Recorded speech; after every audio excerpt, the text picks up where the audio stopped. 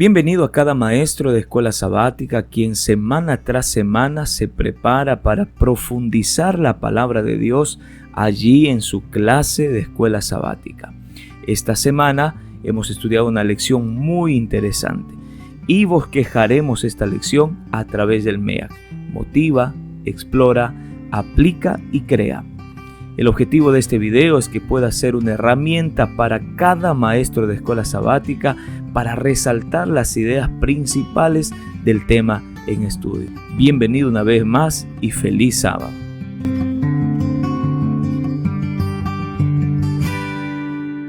Estamos en la lección número 9, titulada El fundamento del gobierno de Dios. Y el texto principal se encuentra en Apocalipsis capítulo 12, versículo 17. La palabra de Dios dice así: Entonces el dragón se airó contra la mujer y fue a combatir al resto de sus hijos, los que guardan los mandamientos de Dios y tienen el testimonio de Jesús. Vamos al primer paso del bosquejo de la lección. Motiva. Cierto ladrón entró para una casa a robar.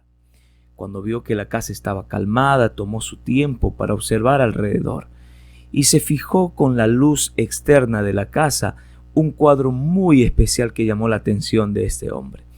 Era un cuadro que registraba los 10 mandamientos.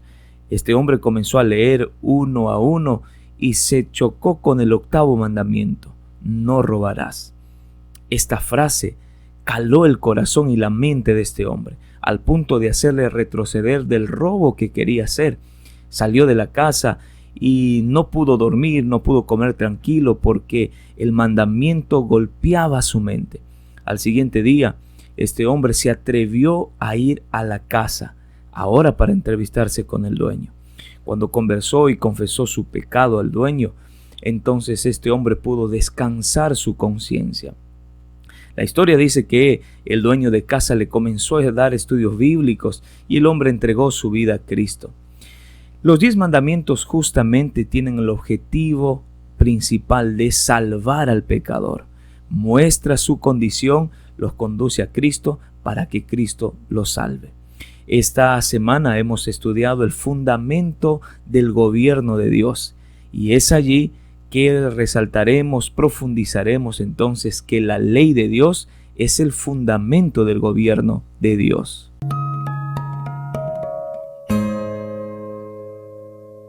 Vamos entonces al segundo paso del bosquejo de la lección: explora. Y el explora hemos dividido en 3 secciones. La primera sección lleva por título La ley y su inmutabilidad. La segunda sección, la ley y el sábado. Y la tercera sección, la ley y el mensaje de los 3 ángeles. Estudiemos entonces la primera sección, la ley y su inmutabilidad. El Yom Kippur, o día de la expiación, era un día de juicio. Ya lo estudiamos en la lección pasada. Solo este día el sumo sacerdote podía entrar al lugar santísimo para hacer la expiación de los pecados o el borramiento del registro de los pecados. En el lugar santísimo se encontraba el arca del pacto y dentro de esta arca estaba la ley de Dios escrita en las tablas de piedra. El libro de Éxodo capítulo 25 versículo 21 lo menciona así. La Biblia dice lo siguiente: y pondrás el propiciatorio encima del arca, y en el arca pondrás el testimonio que yo te daré. ¿Cuál era entonces este testimonio?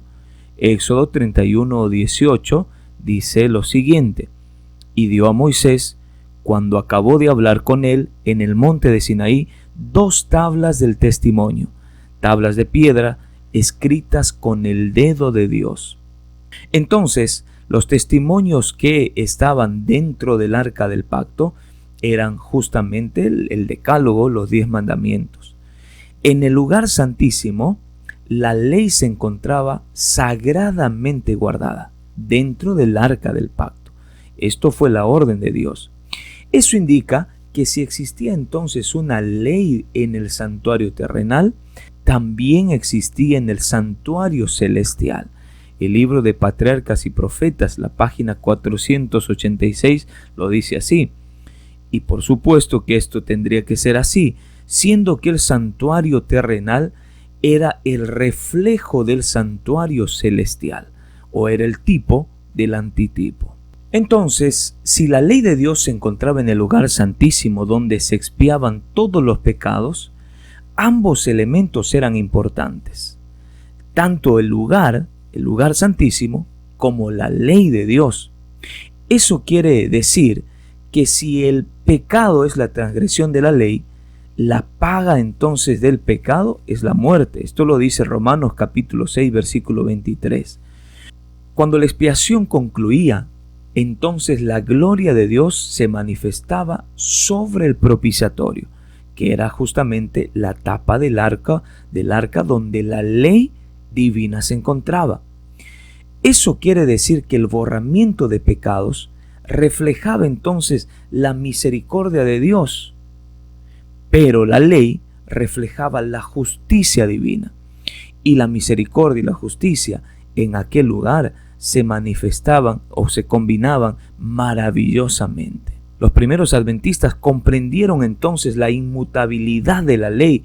Si estaba en el santuario celestial, no podría entonces ser eliminada cuando Cristo murió en la cruz, ya que la verdad del santuario es una verdad necesaria para nuestros días. Por tanto, la ley también tendría que estar vigente para nuestros días. Y fue así como lo dijo el mismo Jesús. Mateo capítulo 5, versículos 17 y 18, dice así: no penséis que he venido para abrogar la ley o los profetas. No he venido para abrogar, sino para cumplir. Porque de cierto os digo que hasta que pase el cielo y la tierra, ni una jota ni una tilde pasará de la ley, hasta que todo se haya cumplido. Cada parte de esta ley debe permanecer vigente, sin importar las épocas, el lugar y las circunstancias. El salmista David dijo lo siguiente, Salmo 19, 7 al 11, dice: la ley de Jehová es perfecta, que convierte el alma. El testimonio de Jehová es fiel, que hace sabio al sencillo. Puesto que la ley de Dios entonces es el reflejo del carácter de Dios, quiere decir también que es el fundamento de su trono y la base moral para la humanidad. Es por eso que Satanás odia esta ley.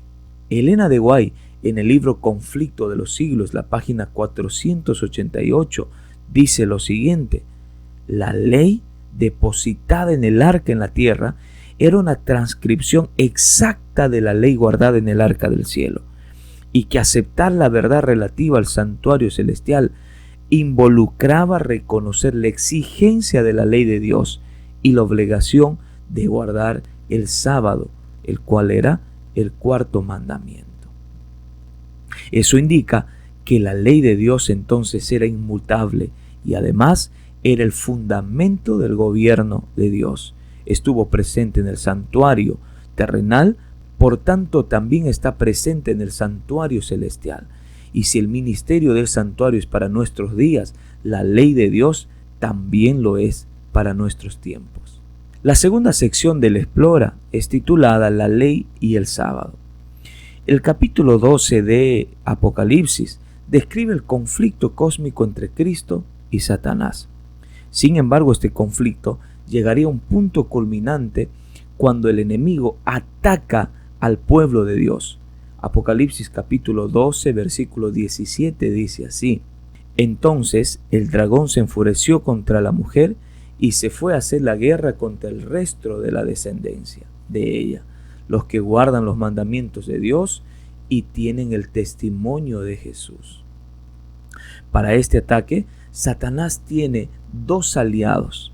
Según Apocalipsis capítulo 13, el primer aliado es una bestia que sale del mar, que sube del mar, y el segundo aliado es otra bestia que sube de la tierra.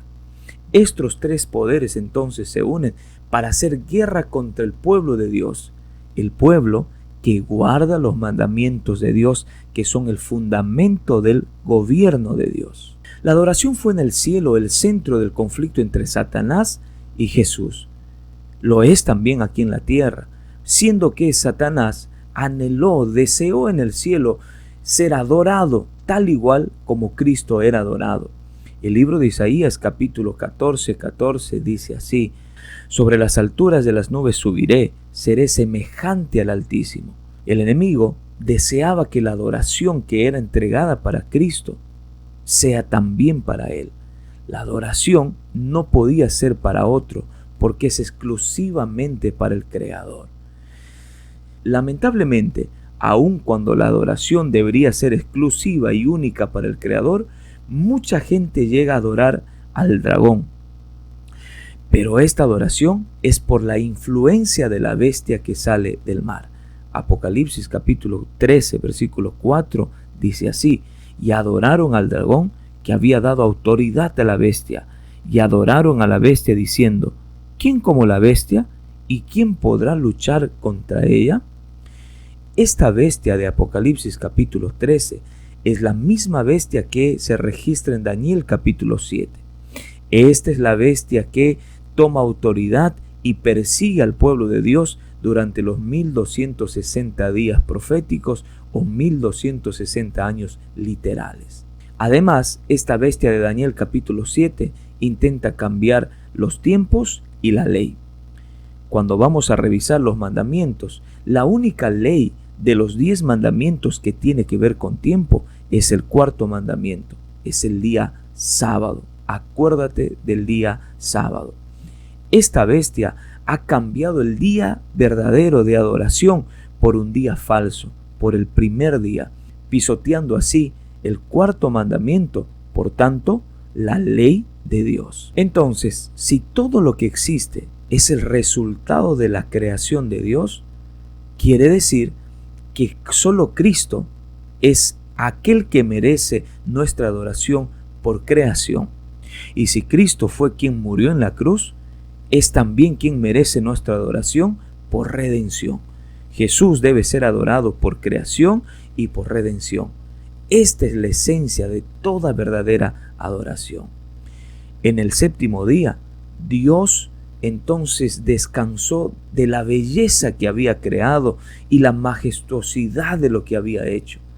El sábado está ligado a la verdad de la creación. Entonces, el sábado es un símbolo de lealtad de su creación a su creador. Además, es un símbolo de gracia y al mismo tiempo de dependencia total a aquel que nos creó y nos redimió. Quiere decir entonces que todo aquel que rechaza adorar a quien hizo los cielos y la tierra, rechazando el día que Él separó para ser adorado, entonces está pisoteando no solo el cuarto mandamiento, sino la ley de Dios, que es el fundamento, es la base del gobierno divino. El libro de Santiago, capítulo 2, 10, dice así: si a una persona obedece a toda la ley, pero falla en un solo mandamiento, entonces resulta culpable frente a todos los mandatos de la ley.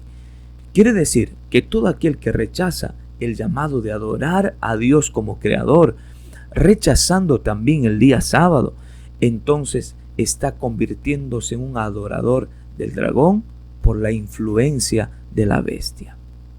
En la tercera sección estudiaremos la ley y el mensaje de los 3 ángeles. En Apocalipsis 14, versículo 7, el primer ángel clama a gran voz diciendo: teman a Dios y denle gloria, porque la hora de su juicio ha llegado, y adoren al que hizo el cielo y la tierra, el mar y las fuentes de las aguas. El llamado celestial de parte del ángel es adorar al Creador, quien hizo los cielos y la tierra. Esta frase, adorar al Creador, quien hizo los cielos y la tierra, nos lleva a pensar en un texto ligado a Apocalipsis.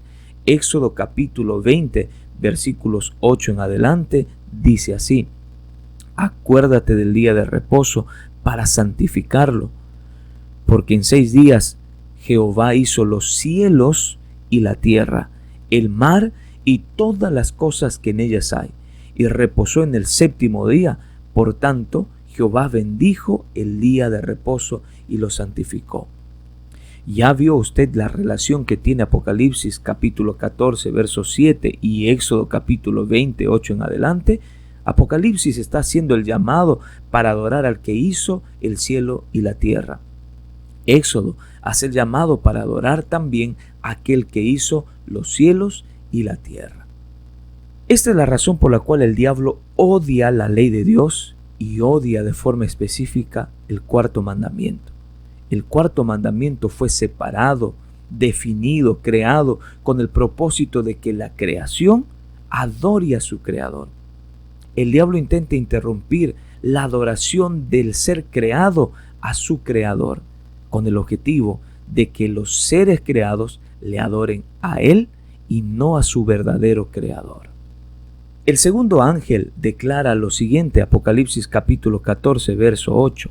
Ha caído la gran Babilonia, la que ha dado de beber a todas las naciones del vino del furor de su fornicación. Babilonia representa un sistema religioso caído que ha rechazado el mensaje del primer ángel y ha creado un falso sistema de adoración. Aquí se presentan dos alternativas entonces. La primera, o adoras al Creador o adoras al dragón por la influencia de la bestia. Cada persona del planeta tiene que tomar entonces una decisión. ¿A quién adorar? ¿O a Jesús o a Satanás? Las dos características que tienen los adoradores de Jesús están registradas en Apocalipsis capítulo 14, versículo 12. Aquí está la paciencia de los santos, los que guardan los mandamientos de Dios y tienen la fe de Jesús.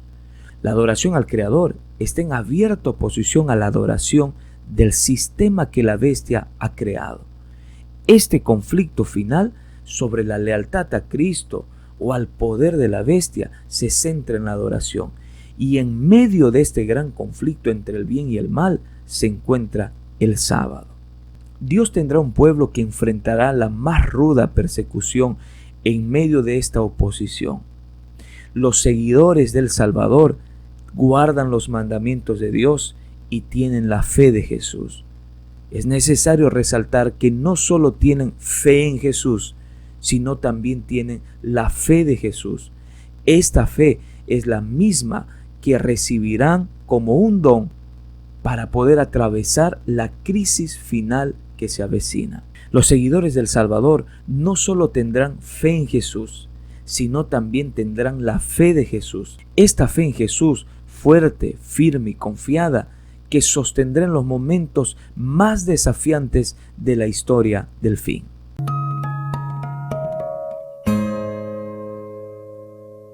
Ahora pasaremos al tercer paso del MEAC, aplica. Y en este espacio tendremos que hacernos 3 preguntas reflexivas. La primera pregunta, después de haber estudiado esta preciosa lección, es: ¿cuánto respeto y consideración usted tiene hacia la ley de Dios?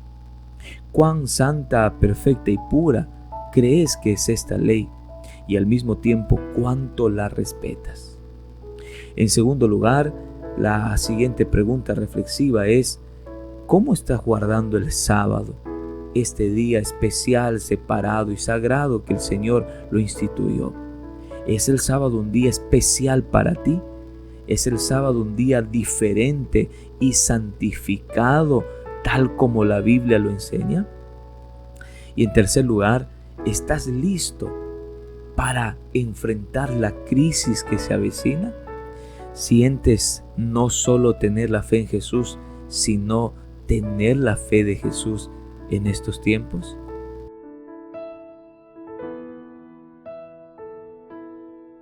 El cuarto paso del bosquejo es crea.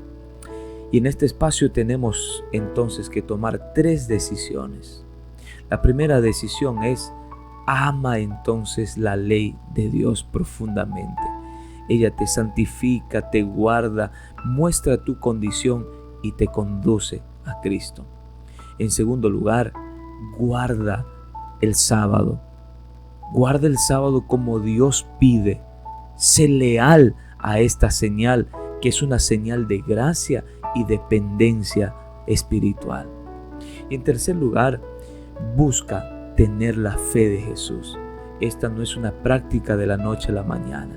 Esta es una práctica de todos los días. Que el Señor bendiga tu vida espiritual. Que el Señor te use en tu clase de escuela sabática y que la palabra de Dios pueda seguir transformando nuestras vidas. Un feliz sábado.